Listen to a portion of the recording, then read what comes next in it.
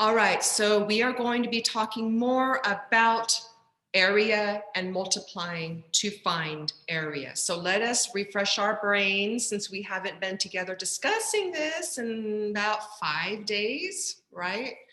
So the whole concept of area, remember that it is the amount of space that is inside a two-dimensional closed figure, right? It's the amount of space inside of it.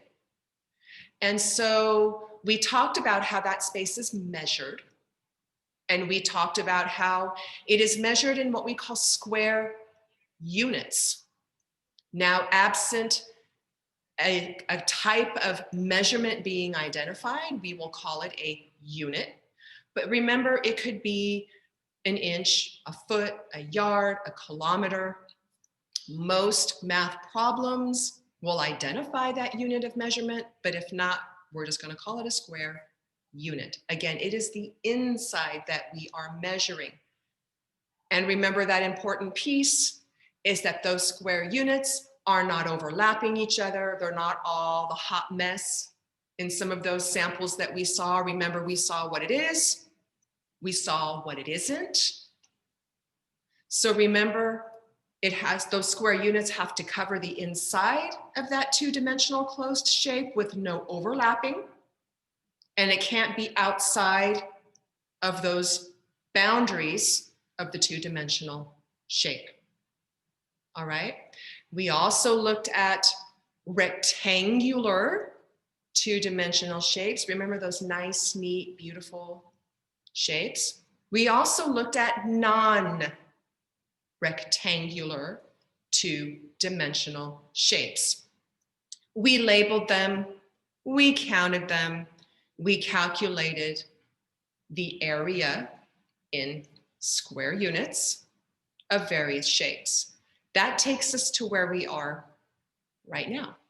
So how many of you remember when we were reviewing and going through lesson 14 that I told you that there would be a way that you could multiply to find area without having to count all those units inside, that there would be a way. If we were presented with a rectangular shape and we had these square units inside, so instead of labeling 1, 2, 3, 4, right?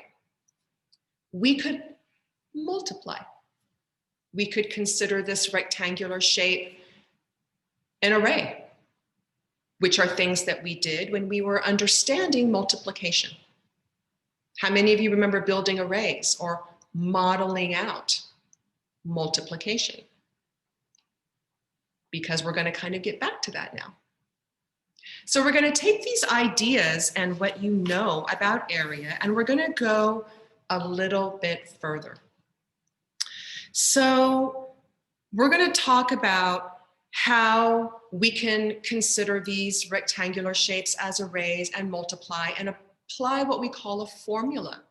We're going to talk about a formula that we could use to calculate this concept of area. All right, so I want you to take a look at page 315 in your book, and in a moment I'm going to share my screen so that we're all looking at the same thing.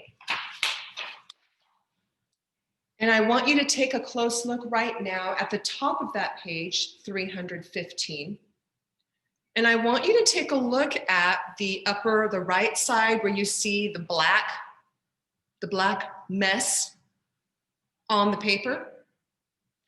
So how many of you, be honest, have ever spilled paint? Y'all know I'm not an artist. Yeah, I've spilled paint. So looking at something like this in real life, this could happen. This could happen. Maybe all of a sudden we don't have that beautiful, nice, neat, uncovered, rectangular two-dimensional shape to count squares. So the next question is, then what? If this is all blacked out, if I spilled my paint, if I dropped my pizza, if I spilled my coffee, then what? Then what do I do? This is where the magic happens, friends. This is where we start multiplying and we make our lives so much easier. I promise, it's easier. All right, give me just a moment. I'm going to share my screen.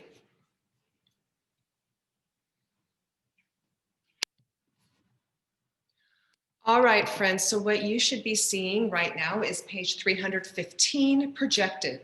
I am up at the very, very top right here, and it says, you've already learned how to find the area of a rectangle by counting the number of squares that cover the rectangle.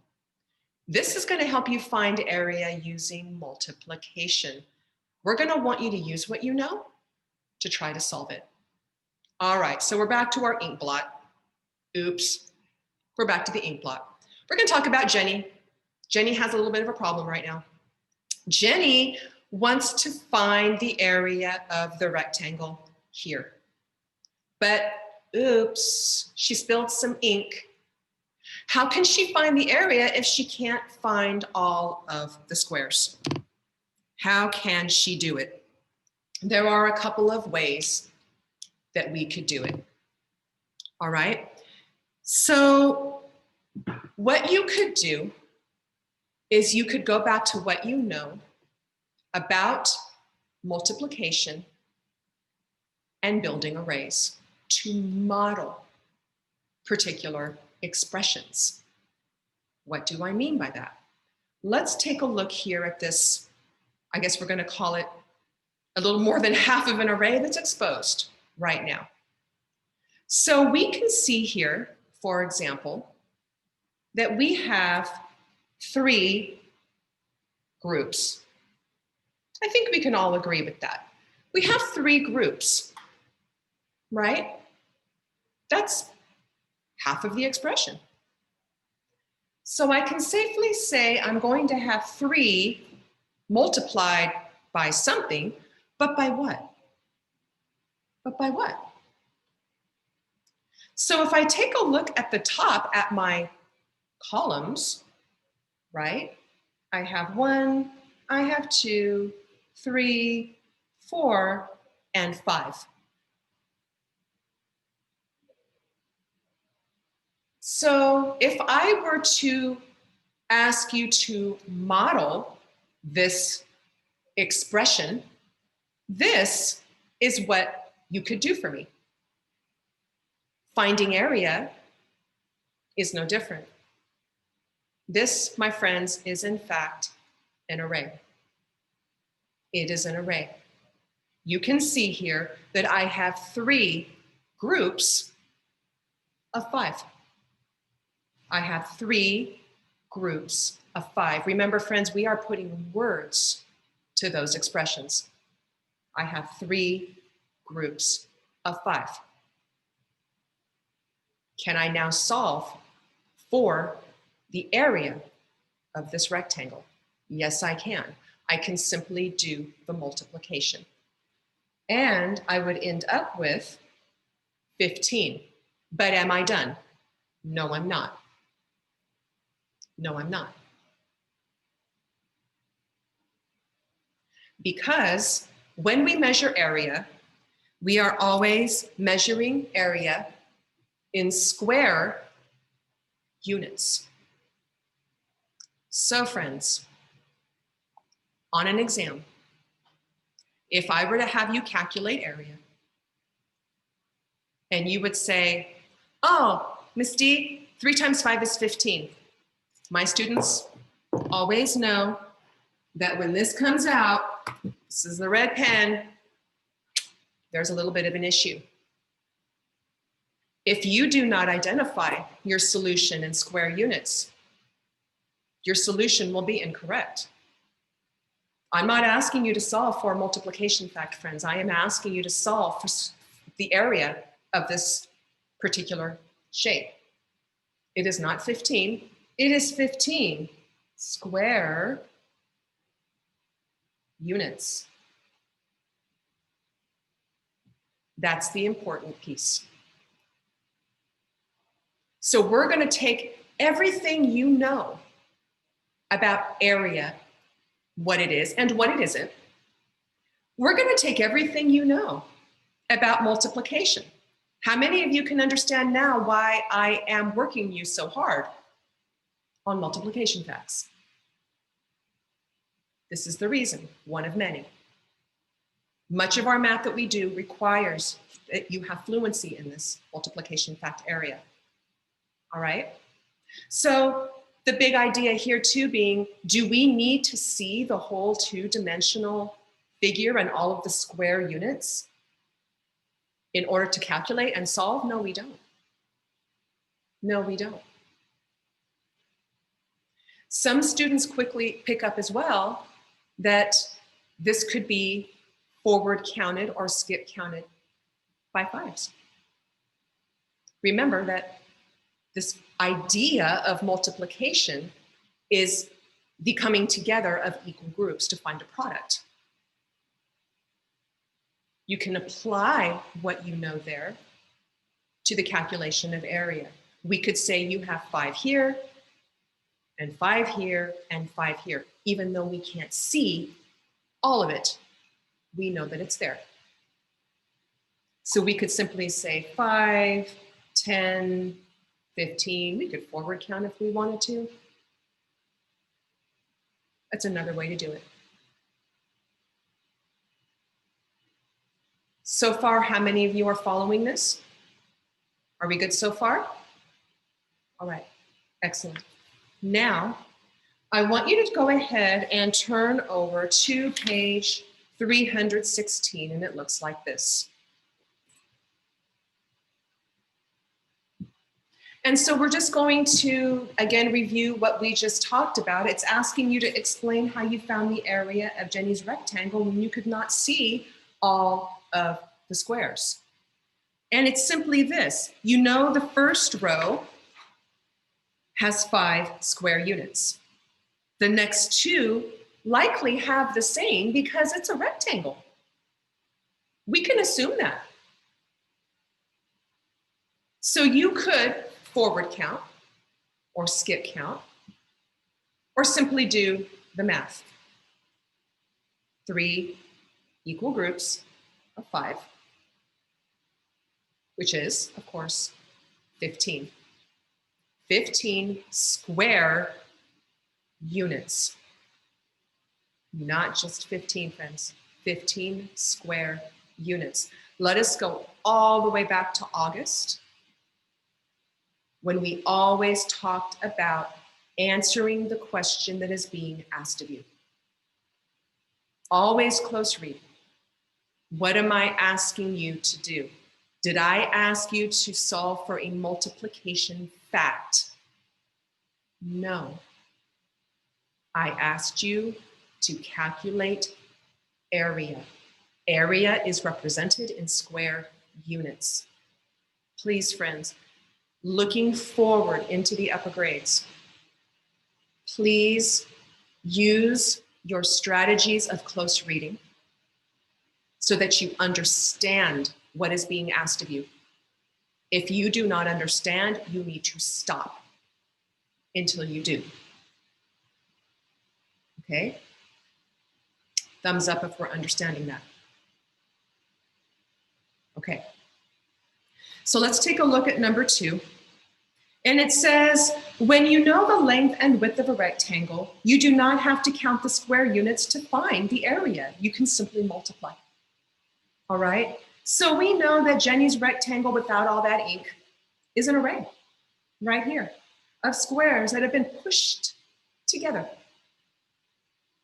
What 2 multiplication equations can you write to describe this array? Friends, this is where the commutative property of multiplication comes in. Let's go back to close reading first. What 2 multiplication equations can you write to describe this array? So friends, we talked about how we know this is 3 groups of 5, right? 3 groups of 5. But the commutative property also says that this 3 groups of 5 can also be what? 5 groups of 3.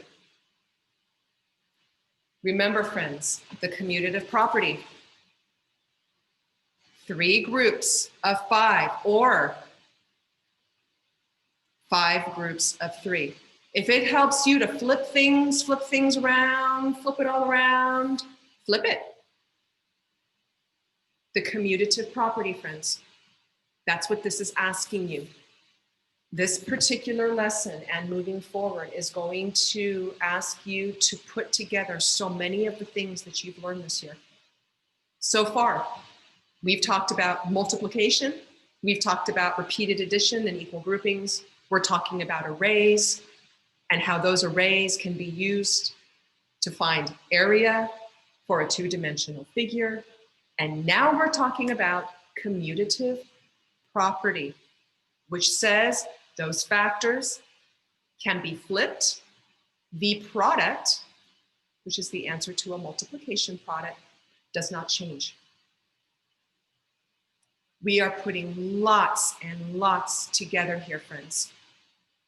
Math is what we call cumulative. It builds. What you learned in August still needs to be in the brain. We're building. This is why we keep our materials and we never throw it away. Always refer back if you need to. My students know I have many, many, many videos on my YouTube channel. Just look for the label of math and you will see lots of videos if you need review. Okay? All right. So let's now take a look at,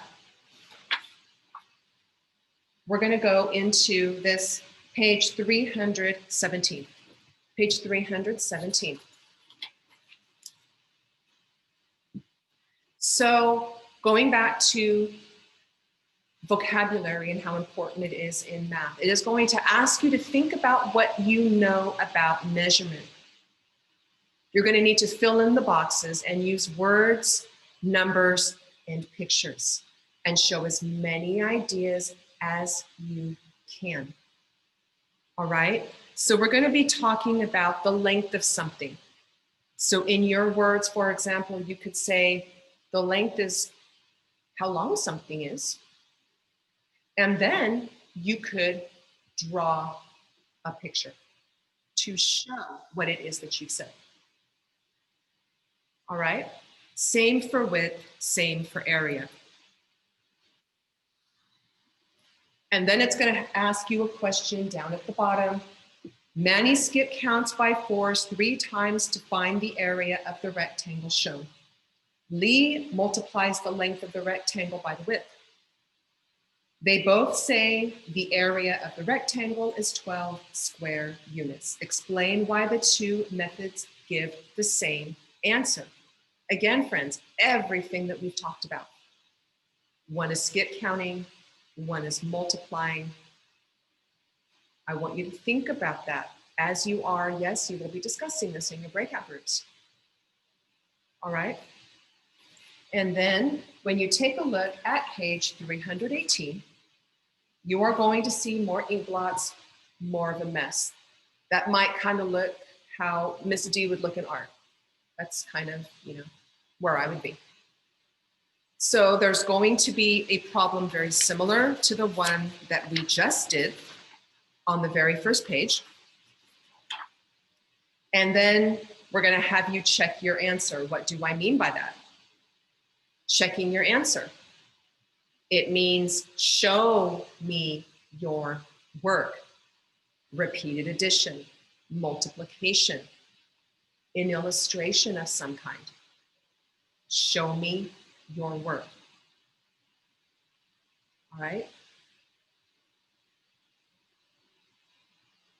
All right, we're going to come back together for just a moment.